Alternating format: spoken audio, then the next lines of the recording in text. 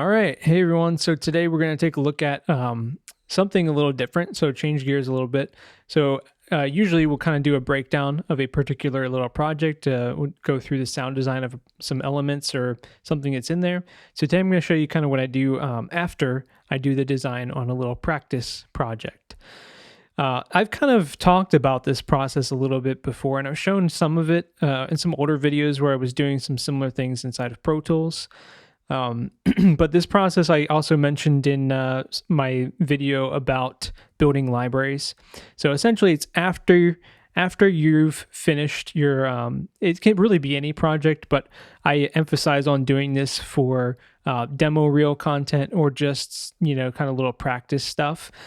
Because when you're doing the practice stuff, it really helps to get a little added value out of the time you're spending doing that. So use it as an opportunity to build your library. So that's what I'm focusing on here is what can you do with the material in a small little design project that you can plug back into your library. How much juice can we squeeze out of this thing, so to speak?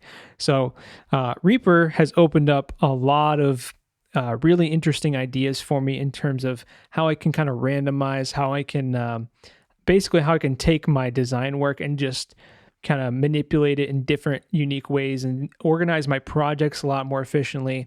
So we're going to kind of see a little bit of that. And this is a work in progress. I imagine I'll discover new tools in the process, or even I suspect someone will reach out to me with suggestions on things I might also do here.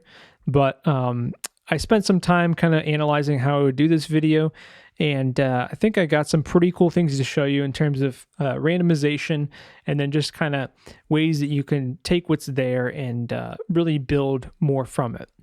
So the first thing here, flip over to my Reaper window. We're on the top level session right now of this project.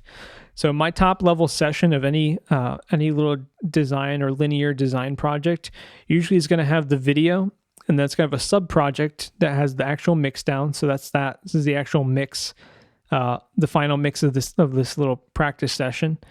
And then I also add this track here. So first of all, this thing is called the Sun Gun. And let me talk about the source material here in a minute. But then I also have a track here with a sub-project for building library materials. So essentially what I'm doing is I'm migrating things from my mix session to this library session so that I don't end up messing things up inside of my mix down, so that stays the way it was originally, and then I can have fun in playing a sandbox in this library session. So that's kind of the way I think of it. Have your actual work session and then have the sandbox one. Now this right here, these sub-projects, if you've never worked with Reaper, sub-projects, in my opinion, are incredibly powerful tools to be able to, for organization, but then also the flexibility of what you can do with them. I won't talk too much more about them now, but I've kind of gone crazy with the sub-projects. So if I were to go into, well, first of all, let's just play it because we want to hear what this is exactly. So here's my little take on this Sun Gun 3000, or I think that's what it's called. It's kind of what I could make out here.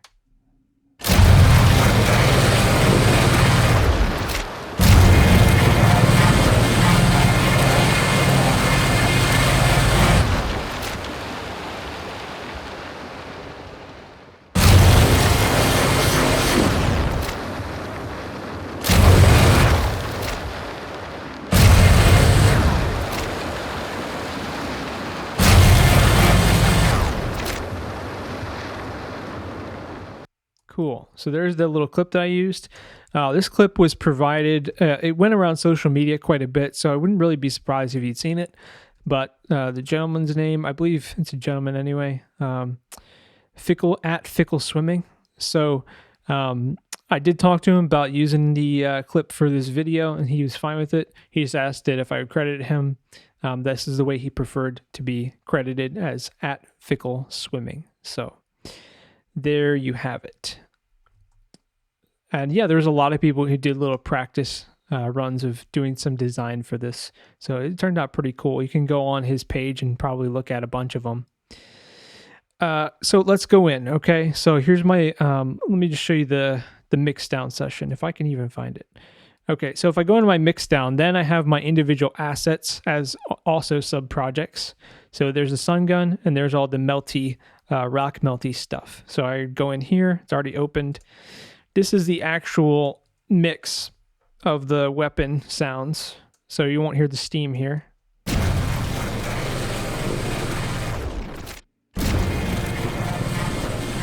All right. Anyway, we get the idea of what it sounds like. So you see these are all my design layers. A lot of these design layers originated from stuff that I played inside of SoundMiner Radium. So I use SoundMiner Radium for all my source. Again, I'm going to spend time talking about the design of this asset, I think in another video, because really it's not what I want to highlight here at the time. I wanted to show something kind of different. So anyway, so let's say I get finished. Okay, here's my finished weapon asset, so to speak. So what I would do is, instead of trying to come in here, and I could, render out and export things, but then I'd have to disable certain automation. I have to disable certain monitoring plugins. There's a lot of stuff that you have to turn on and off inside of here that I'd rather just start with a clean slate and not have to risk messing anything up or not having to forget to turn stuff back on for my mix. So what I'll do is I'll just basically highlight all these, copy them, and then paste them into the new sub project. So this is the sub project within my library folder, or library sub project. So this is a sub project within a sub project again. So this is just all the same stuff. It's been reorganized a little bit, and things have been moved around just so that it's easier to export and to render out later. But now I can have all the freedom to work with this and really play around with it without having to worry about screwing up the mix or screwing up, my original work. And I plan to do a lot of crazy stuff. So there's a couple facets of what's going on here, and there's also a couple tiers deep of where you can take this. So you can see on the top here, I actually have two other tracks. I have the Sun Gun, I can't really read the whole thing, but Sun Gun Reforged Shots. So I'm going to take the stuff I do in here, and then I'm going to randomize them further. And we have the same with the beams here as well, which you can't read the full title, but Sun Gun Reforged Beams. There you go, right? So that'll come in a bit. For now, we just take the basic asset, and I have some ghost regions or ghost media items. I guess it would be more appropriate to call them in Reaper. But I have these here just so I can use as like a guideline. I attach a region to those. So you can see there's this little green region attached to all these. So I can basically render out everything that's coming through this pre-master track. There may be a cleaner way to do that. That's just, again, as I'm getting used to Reaper, that was it seemed like just the quickest thing to do. It's just to create some little ghost regions there for it. So basically anything that's within that region coming out of this pre-master bus or folder is going to be rendered down as a file. So there I have on the left, you can see these are actually the identical regions from the actual mix. So I had them, I wanted to print those out just for reference, just for fun, And then on the right, I made 3 variations that are all uniform in length, and they're kind of a little bit more polished, so to speak, maybe. And then I have these all broken down by, you have your layers. So here's my power on layer. Right.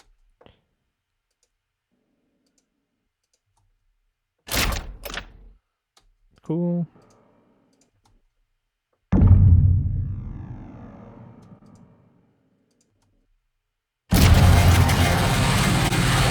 All right. So anyway, all the different layers. Here, we'll listen to these beams. There's a steam layer, engine. Right. So all these put together, you get this. Right. You have an additional one. I ran some stuff through my synth just for fun, but I have that muted, so I can show you what that sounds like though.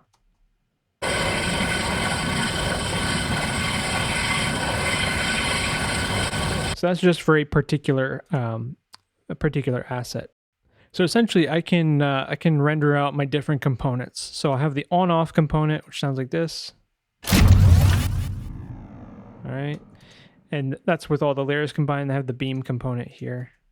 All right, So I wanted to be able to have those two. They're more complex, but I wanted to have those two on their own because they're probably going to be more useful in the long run. But also, I wanted to get carried away too, so I wanted to export out all of these individual clips so that I could basically build new weapons or do other stuff with them if I wanted to. So essentially, what I have to render out is I got to render out. There's going to be nine regions. So, I think it's 9 regions. So essentially, the pre-master altogether, then these, and then these, right? So yeah, that's 9 there. And then all the clips, which I forget how many clips there are, but you do those separately. So in Reaper, you can have a render queue. So I can add those regions to the queue, and then I can add these clips to the queue as well. All right. So once those are out, I kick those out to SoundMiner, right? So here we are inside of SoundMiner. And then I can look at, here's the components. So this is what I was showing you. And right now I'm just looking at Rock Melter, which is the original. So here I have my power on. All right, there's my energy source. And then here's my layers, which are the individual clips. So basically everything that makes up that asset completely separated out, okay? So there you could take those and you could build anything you want from them. So like it's like sound Legos, right? Yeah, so let's see. Okay, what else? So here's the kind of first big kind of interesting fun, well, I mean, I guess if you've never seen this stuff or this idea before, then it's pretty cool already. But here's where we started to spice things up just a little bit more, right? So I have installed SWS extensions, and basically there's kind of like a standard, I guess, add-on package that you can kind of download for Reaper of user-created extensions. So I have that installed, and I believe this is contained in there. But I essentially have a thing installed that allows me to make snapshots of the session.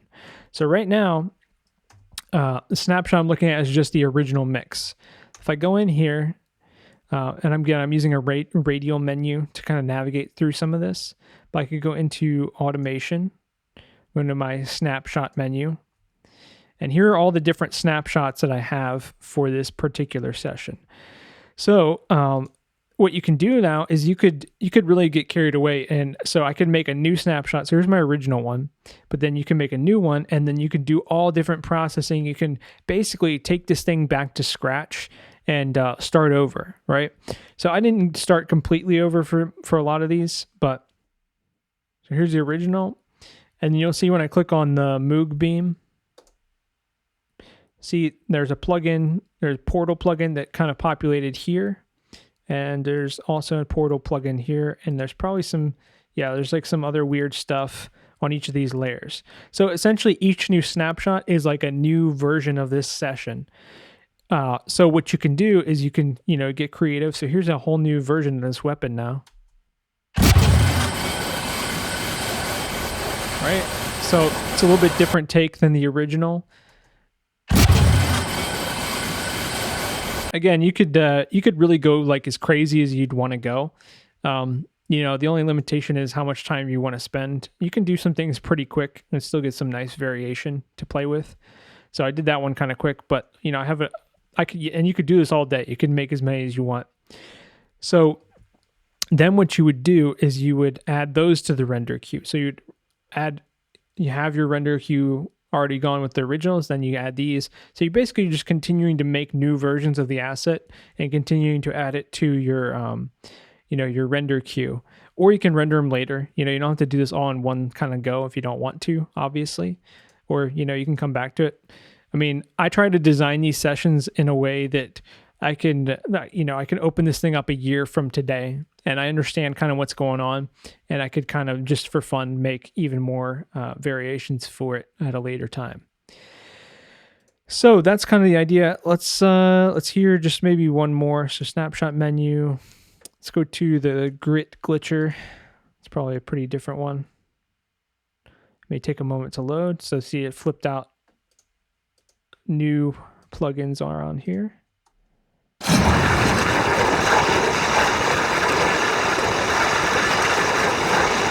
All right. So, and again, the cool thing about this is you can go crazy. You don't have to make anything. There's no rules at all, and you should kind of be in that mindset, be in the no rules mindset. So that thing was totally distorted and gross for what the original reference was, but adding it in my library, I'll probably find a use for it down the road for sure. I usually do for when I do with this approach. Okay, so I think we understand the concept, what's going on here. So you taking your assets from your mix session, bringing them in here, playing around with them, making various snapshots, right? I believe that's an SWS extension, so you'd have to install those to get access to those if you're using Reaper. So yeah, you got the snapshots rolling. So there you're kind of creating a whole kind of different, like a whole like pack of all kinds of different sounds. So already, you're multiplying, you're taking the work and you're kind of multiplying it. And surely, not everything you're going to make is going to sound awesome, but you're going to stumble on some really cool, happy accidents. And ideally, that's the stuff you save. So you kind of have your fun and then maybe later go filter out through and get rid of stuff that you didn't like at all. But yeah, that's, you definitely carve out some time to just, be off the rails and just get creative with all the tools that you have at your disposal, whatever they are. Doesn't really matter. I have all kinds of plugins on here. I'm not really focusing on talking about them right now. But the idea is you just go nuts. Okay. I think I've hammered that home pretty well. So what's the next part of this bit, right? So you see I've got these other sub-projects. Now we're like 4 or 5 sub-projects deep at this point. Probably going to, we'll see how this, when I revisit this later down the line, how this ages. But I'm always looking for ways to kind of streamline how I'm accessing these things. So let me go into this one. This is going to be our shots. So this is going to look totally different now. Okay, so I'm going to need some explanation because now you're seeing some MIDI, right? So at this point, let's just say, we've exported the sounds out into our, our drive. In my case, I'm looking at SoundMiner here, but you can see, let me find energy. So anyway, here's the different components. So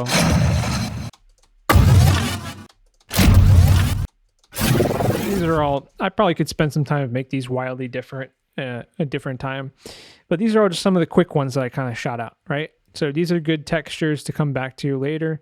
I have the individual layers broken down here. So that's for all of them. So right there, we're looking at, it's 83 files. So all the individual kind of components there of all the different variations. So now the next thing, you could take what's here and you could already start building weapons out of this. You could throw something into Radium here, which I'll come into Radium in a little bit to show you some fun in there. But then the next thing is if you want to take all this stuff and now start recombining all this stuff in interesting ways. So we've done the kind of one instance with that one session where we kind of blew everything out and came up with ideas. Now we're going to really blow it out of the water and really come up with some insane new ideas. So again, not the proper time to do a deep dive on these particular insert plugins or instruments, but I'll tell you enough to give you a little general overview of their existence and what they're doing. So again, this is just my shots. So there's beams over here. This is a separate session setup. So here's shots. And I have this, I have these muted, my regions for the actual assets. That's not what I want to do. But, all right, so jumping in, we have 3 different layers. We have simple, complex, and advanced. And within those, we have 2 randomization programs. So I've got Forge and S layer, and they both kind of operate differently. So S layer, it'd probably be helpful if I open these up, right? So let's open up Forge first, okay? So what you do, or what you would do, so again, without explaining the whole plugin. It's basically going to allow me to take all of my source sounds, pop them in here, and then I can randomize them in new interesting ways. So if I solo this one, you'll hear, these are all the shot sounds. So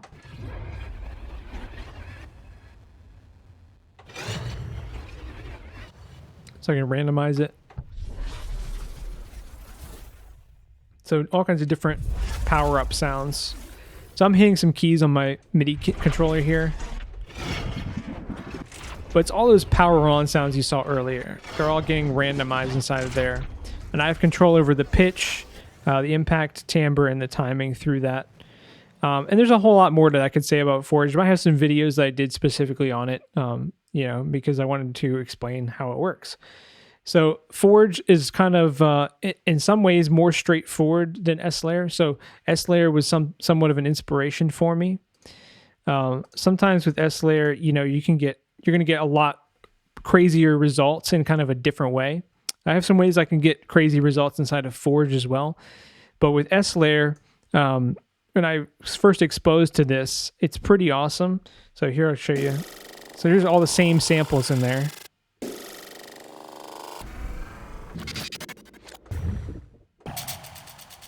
So I'm just randomizing it. So again, you're getting, because it does a lot of stuff with the grains of the sound, so grain here and the stretching, you can get all kinds of kind of glitchy, kind of morphy type of sounds. It's actually become an aesthetic that I recognize fairly often now. When someone's used S-Layer, I feel like I can pick it out pretty easily. But anyway, so these two are essentially randomization programs. They're taking those samples that we exported, and now we're going to recombine them in all kinds of crazy ways. Okay, so I want to make, there's a lot of explanation there for what this is doing, but I wanted to make sure that is clear so you understand why the rest of the session is set up the way that it is. Again, these two operate differently, loaded in the same. I could have set this up differently where maybe I have just a Forge and then just an S-Layer, but so I have three different kind of layers. Simple. So this is the simple kind of sub layer of the shots menu. This is where just kind of there's some randomization going on. It's pretty, it's kind of crazy. But then I have these over here. So these regions here with two of their own reactor, and then, we got Forge and then S-Layer here.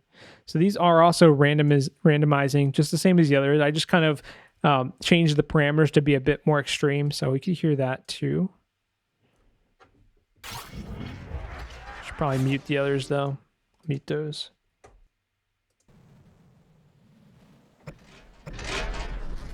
So I don't know how much you'll be able to tell, but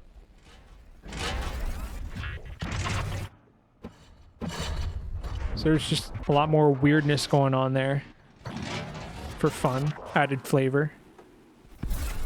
All right, let me mute that back.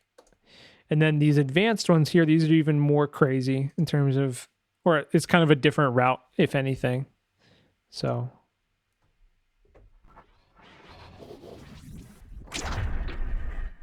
that's just Forge, and then here's S-Layer with it. What's going on with this guy? So anyway, my computer's about to go a little crazy right here doing this, but we should be able to hear in real time the randomization process.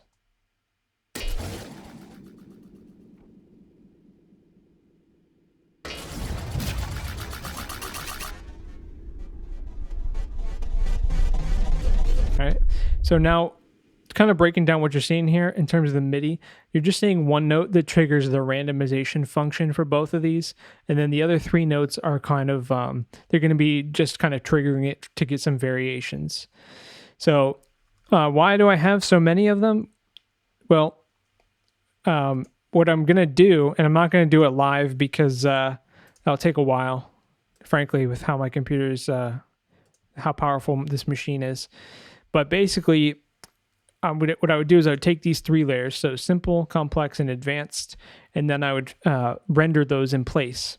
So I'm going to render that out to audio, and then that's going to instead of me sitting here pressing the randomize button a whole bunch of times manually and then kind of picking through things as I go, which you could do, what I found I like to do sometimes is just set up the MIDI to trigger, and then I'll render it, and then I can do other things while that's kind of going, and I can see what comes out of it after that.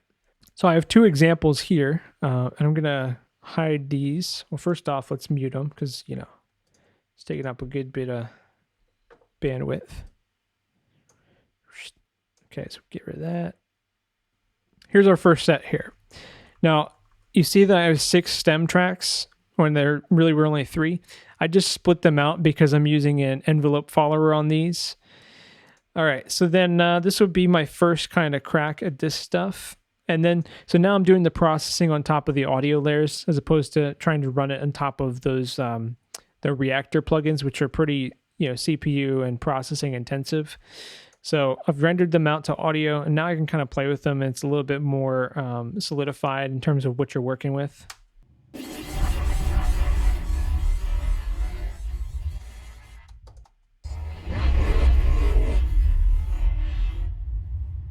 All right, so there's some cool stuff. And you can see that I left some space for the tails, because you never know really what you're going to get. That's another reason why I had to make the render regions so far apart. All right, that was pretty interesting. So yeah, you kind of got to go through them and find, so you can kind of reject these. And oftentimes I find with randomized assets like this, it's a lot easier to kind of go through and just throw stuff away because you hadn't really no active hand in making any one particular thing. So it can be like, you know what, that trigger there, that's garbage. I'll throw it out. So it's a lot easier to be objective with those type of assets. At least I find it so. And so yeah. What we're doing now is very similar to what we had done in the prior session with the original assets. So now I can also take advantage of my, where is it? Snapshots. So check it out. So here's also snapshots for these assets. You could go through and you can make as many versions of them as you would want to, right?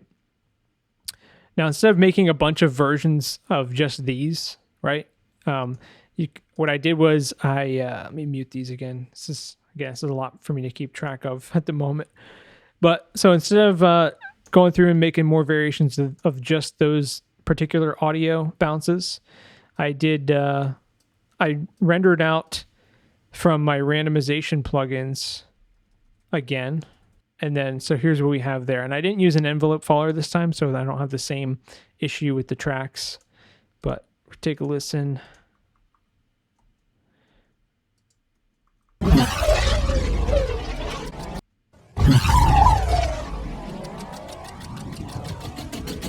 Right, so here's some, it's probably easier. So after I'm happy with the audio here, then I render out this main stem, and then I do any editing for the stuff that I want to keep.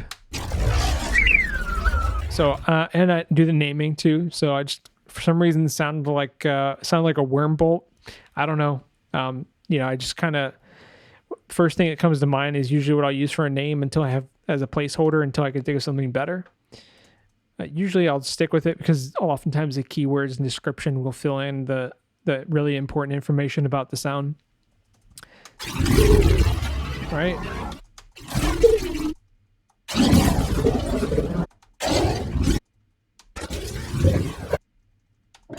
This one's pretty weird.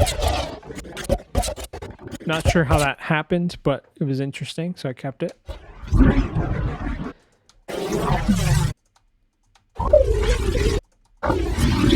Now, here's the great thing is, you can also do some additional automation. So you can automate plugins on and off within this subset. So you could essentially make it so that even these are all completely different. It just really depends on what your mindset is or what your vision is for those inside your library. So for me, I did actually want all of these in terms of the final edited down things to actually be pretty similar within that same sound vein. Granted, each of these 3 clusters, so every time you see a cluster of 3 here, those are their own kind of little asset with variation. So each one of these is essentially one asset, but with 2 variations on it.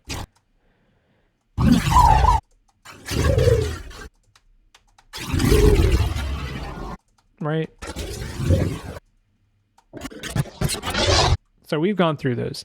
In any case, that's kind of some examples of what you can do with those shots, right? So let's go ahead and close those up. Actually, you know what? We'll leave them for now, because why not? Of course, we have the same thing with the beams, essentially. Now, my beam session is just set up a little differently. If I wanted to play these in real time, I could.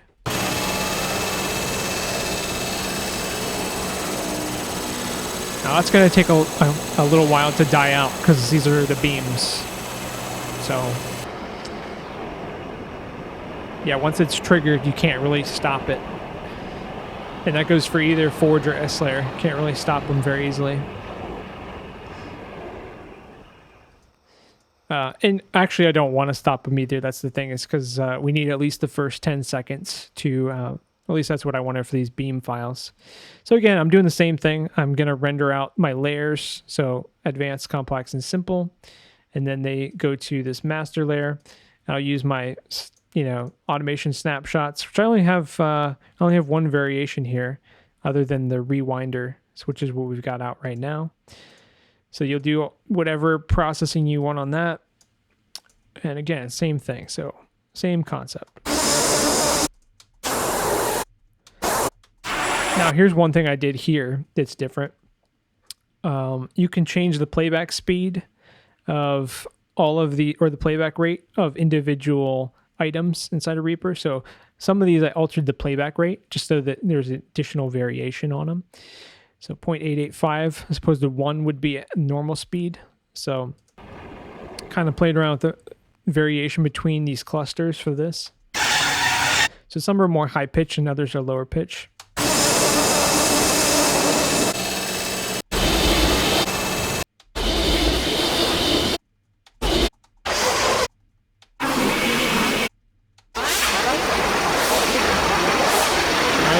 So we get the idea. Again, I'm not trying to overly focus on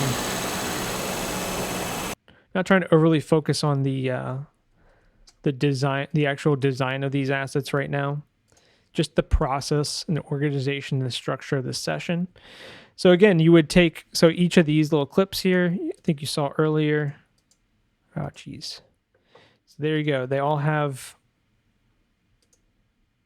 regions, and then they're all named appropriately. And then I would render out those regions, and they would go back into my library. So once you have everything set up for these sessions, it goes a lot quicker. You can basically just create as much stuff as you want. You can pop into them anytime you want and make new things. So if I go to, back to SoundMiner. So here's SoundMiner again. And again, everything that's in here, let me get rid of that. So here I'm just filtering by everything that I popped into this library. So this is everything that I made just from that one asset. And I did it in a matter of like a couple hours, So again, probably some of it I'll filter through later and remove things that I don't like. But, and then I have these all organized so that there's the particle weapon themselves. So this is like the complete sequence, right?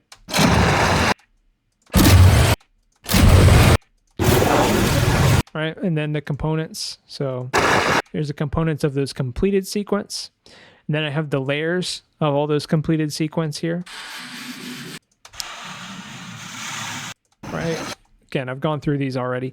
But then, so anything that's gone through that additional process of going through the randomizers, the randomization reactor plugins, goes into this, the particle weapon reforged components, because they're components, they're not individual small layers. I didn't go to that level of extreme in terms of rendering things out, although you could. So these are all those. The letters here signify the groups of 3, and then there's simple ones, multi-layer power ons, and then there's complex ones. So they're all kind of categorized together. Right? So then, okay, so if you're a user of SoundMiner anyway, then you know about Radium. Anyway, so Radium is like a sampler that you can load any files that are in your library right in the moment, and you can start playing them on a MIDI keyboard controller.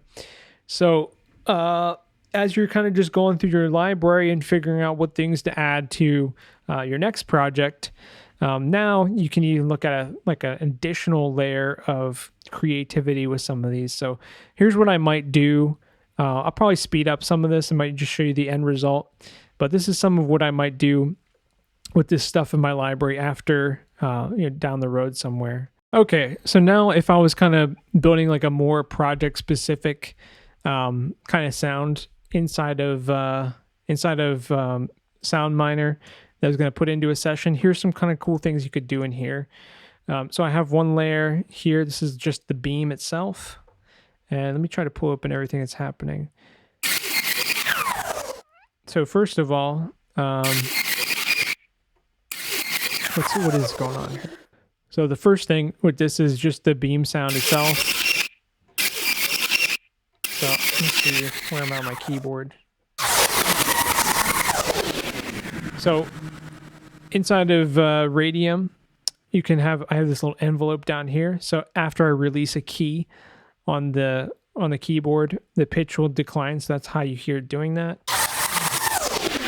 So you can almost, if you're doing like sounds for games, you can kind of mock up the way a sound might actually work inside of the game engine if you're using multiple layers for it. So that's kind of cool. So that's just the beam coming on and off, right? Now I have some other things going on here. I have timeline A. It's kind of ramping up. So I have timeline A assigned to the chopper. So you can see the chopper plugin. So the rate of that ramps up to full speed at the beginning. So maybe I could make that longer too if I wanted to. Right?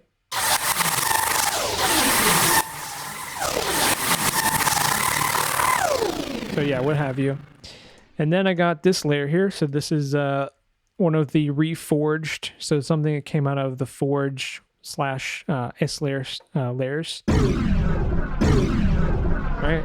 I don't think I have any special anything going on here. Just kind of straightforward. Then I have this. This is just a more mechanical original sound. Now I do have some pitch. I've got some timeline stuff going on here.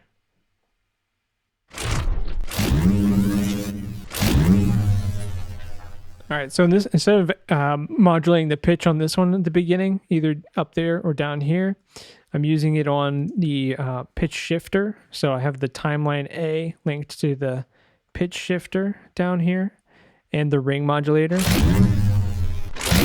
it's kind of an interesting turn on sound there, if you will.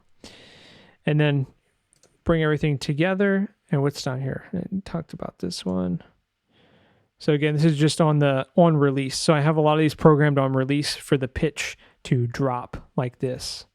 Again, not particularly deep dive on Radium itself, but again, you can see how these assets, you can play around with them even more in your library at a later time using this tool, which is, this was kind of the big selling point for me for using this, for using SoundMiner, was having the access to this and then being able to take whatever you make in here and plop it right back into your library.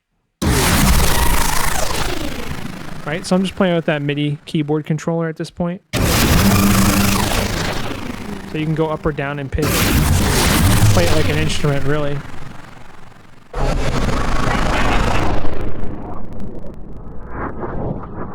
Sometimes you gotta get into the correct octave.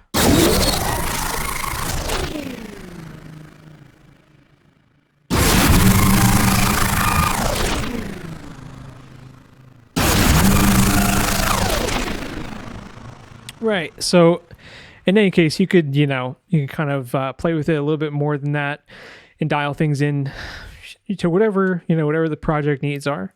So yeah, that should about wrap it up. Just kind of give you a good overview of what I do after I finish the design on any project or personal project, self-assigned practice. Is I'll try to at least take something away from it and pull it into my library. Don't always do it to like such a blown out scale, but I've also make that effort with how I set up those sessions so that if I ever want to come back to it, I can have something that's really already set up for me to just go ahead and have a lot of fun being creative. So yeah, I know this is significantly different than some of my other little workshop videos. So hopefully you found it useful. If you're interested in learning more about the Forge program, I do have some videos on my channel that'll show you how that operates. Because I had to gloss over it a little bit just to get the concept across. S-Layer is another great tool as well. Just gives you slightly different results. And of course, also used Radium, which between these three and then between the capabilities of Reaper, I'm not saying any particular program other than honestly Reaper, it kind of opens the floodgates to do a lot of really crazy creative things. But I wanted to show these three particular programs so that what's kind of out there for some of these type of workflows. So I think you could make any of these three, or you probably could program things in Reaper in some crazy ways that I don't even know about yet. But these are just some of the things that I use to kind of play around and just make cool stuff to put back into my library. So hope this was enjoyable. This video, at this point, if you're done, you can turn it off. But this video was quite a bit of a struggle for me. I've got a new camera set up, and the camera kept turning off for whatever reason. So as I was saying, the camera kept turning off for whatever reason, including just now, just shut off for no apparent reason. So yeah, so I'm working with a new setup here. Hopefully in the long run, it will help me make videos faster though. So that's all I got for you. Hope everyone's taking good care of themselves lately, and we'll see you in the next video.